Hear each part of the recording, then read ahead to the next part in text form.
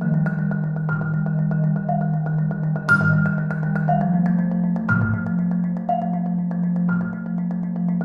any given day, we're making over 1,000 tortillas per minute. When we have those large orders, like for Canada or for other places in the country, that's when we really crank up all the machines and everybody in production's on point. You're talking about tons of tortillas per day.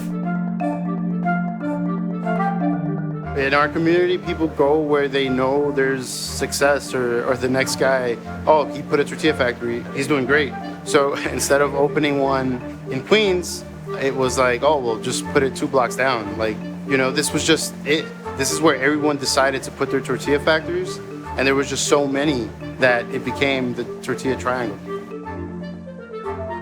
At the height, there were probably about 7 tortilla factories. In 2019, there are only 2, us and Los Hermanos.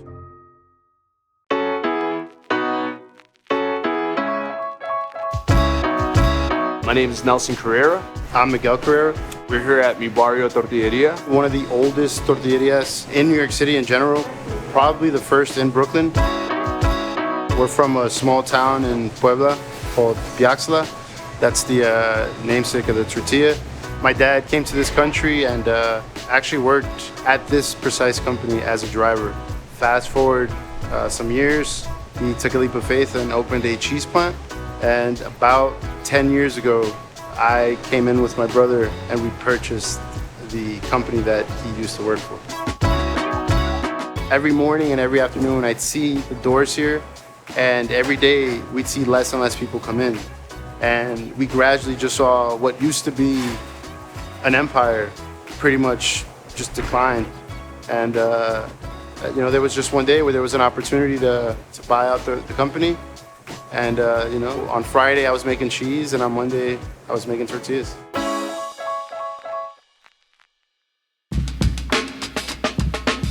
It started off as a tortilla factory, and at this point now we're pretty much a full-fledged food service company. We import, we export out of the country. We do everything from produce to canned goods to dry goods. You tell me what you need, and my job is to get it. Whether I lose $1 or I make a few bucks here and there, if you're a regular customer and you need something that's not in the States, that's legal, we get it. We're big enough where we're importing and exporting tons of products every day, but we're small enough where, you know, you could call us on our cell phone and say, hey, I ran out of avocado, can you help me out? And we'll be there.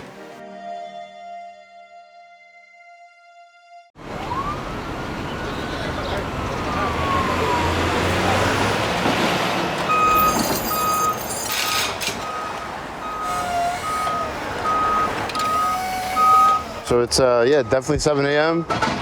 Unloading, we're literally just doing fillings right now. Truck got here a little bit late, so this is pretty much where the show starts happening. Most of these guys have been working together for 10 years. Some dudes have been here for over 20 years. That's the only way something like this works. It's really trust, bonds, friendships, and you learn to read each other without even talking. All right, man, so we're going in to fix you know, a lot of the fillings. So we got a lot of stuff that's missing, some stuff that needs to be filled in or chopped in. Got scans. This is pretty much the warehouse where we do a lot of the prepping. You'll have a lot of the beverages here. You have jarritos, you have Mexican Coke, you have Maseca, all pretty much dry goods, La Morena.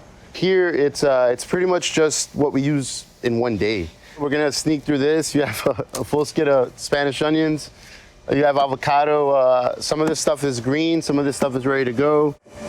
Even though the tortilla part of the company isn't the majority of the company, it's definitely the soul of the company. There's a reason why we haven't changed our name to Mi Barrio Distribution or Mi Barrio Mexican Food. It's still Mi Barrio Tortilleria. Rene, who's the macero, he's been doing dough for tortilleria since he was about 17 years old. He's actually been in every tortilleria that has been in Brooklyn, and he's at one of the last remaining ones in Brooklyn. So the perfect tortilla is completely dependent on the end user, or in this case, the chef. You have chefs that because the taco has a lot of salsa or a lot of liquid. His tortilla is going to be a lot tougher and drier because he's taking into account that there's moisture going into that taco. You have chefs that don't care about holding because they're not putting any salsa on their taco. So they feel like, let it be soft, puffy, pillowy. That's what we need.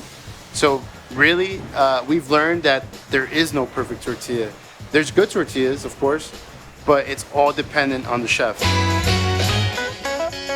Seasons would go by and I would see this dude like sweating in the back, sweating bullets. He's on top of the machine. Guys who are on the machine, like they would step away because like he was throwing everything out. Like if the batch was bad, like it was going to the garbage. You know, as much as I didn't want to jump on the tortilla line when it was 6 o'clock and then like everybody was leaving and this dude was still in production, it's like, yo, I gotta get my hands there, you know, wash my hands and start picking up tortillas. So the way it starts, you get your flour. In this case, it's maseca and minza. And you do a mix. We put a bunch of water at a certain temperature. We put the flour in there and we mix it for a specific amount of time. And that's very important. Mix time is crucial for the quality. And then from there, you take out the dough. The way we do it is we set it on the table. We let it air out like bread. And then from there, it goes into another machine, which is a hopper sort of. It's called a gooseneck that turns it into a sheet of dough, which then goes into 2 rollers, and under it is a die cut. So pretty much it gets cut into the shape of the tortilla, and from there it goes into the oven. It's a 3-stage oven. First stage seals it, second stage cooks it, third stage puffs it up.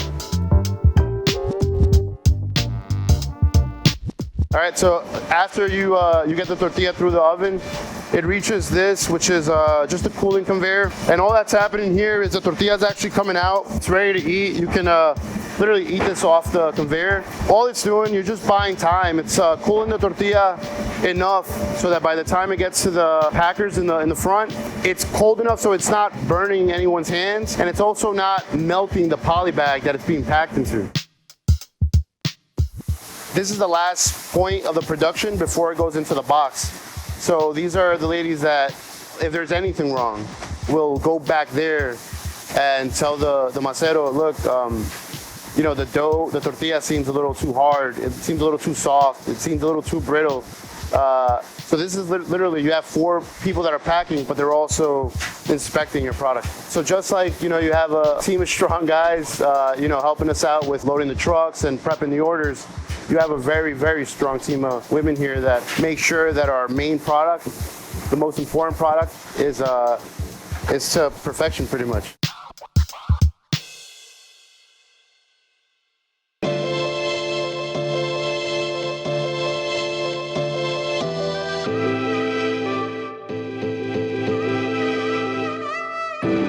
Most of the people that are heavy into manufacturing have moved to Jersey, some to the Bronx, and it's all just cost of operation. You know, it's rent, it's everything. I mean, it's just very, very hard to operate out of a borough like Brooklyn, and more specifically, you know, a community like Bushwick. I don't want to give it a bad name. People that knew Bushwick knew what it was. Crime was at an all-time high when we were coming here back in 95, 96. But still, like the people that weren't into that, like still people that live right across the street that, you know, saw us grow up over here. The biggest reason that we stayed was because of our crew, our people. Ultimately, we decided to bet on our community, you know.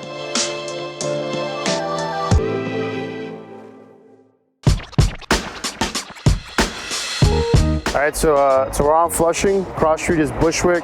On one corner, you have the gasoline station. On the other corner, you have the Bushwick houses.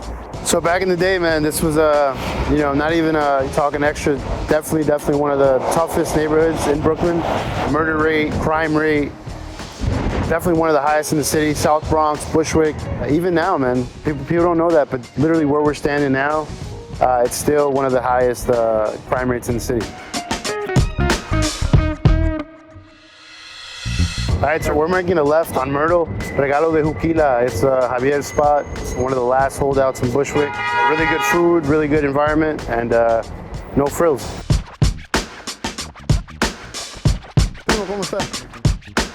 If you walk by, it's very easy to miss, but it's a very dope spot. You know, good food. They're open almost 24 hours a day, 7 days a week. Very different depending on the time of day you come in. But if you come on a weekend, Friday, Saturday night, it's a action-packed club in here. Vale, gracias. Okay, Gracias. Gracias, primo. Hasta luego. The Mexican community in Bushwick, it's very big. It's a strong community. Like in all of New York, everybody's from Puebla. But then from there, you have a lot of people that are from Piaxtla, from Chinantla. La Zona Mixteca is what they call it. It's big, man. I mean, you see at least one Mexican business on every street. And it just talks about, you know, the amount of Mexicans there are here. So we're going back to Flushing Avenue. And, you know, a few years back, this whole area, it was called the Tortilla Triangle because there were so many tortilla factories in such a small space. And there's only 2 of us left. And that's just how Bushwick has been. You know, it's a lot of changes, you know, a lot of the old stuff's gone. There's a lot of new stuff. And, you know, instead of going out, me and my brother decided to bet on Brooklyn and stay here.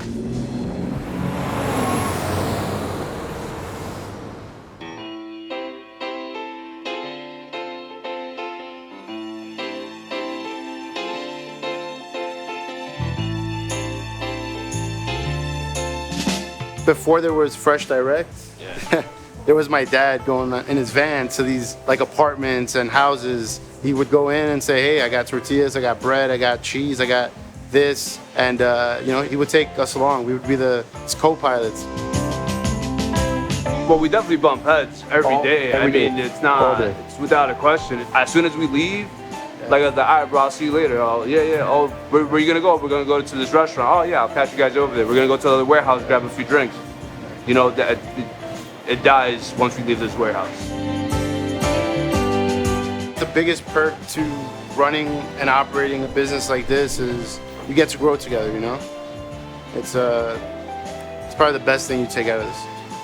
In 2019, you know, some people think that you can't do things like this. You really can. Like, it's possible. You sacrifice a lot, but ultimately, like, you look around and, you know, you can say, like, look, this is real. Like, you know, this is where our work went.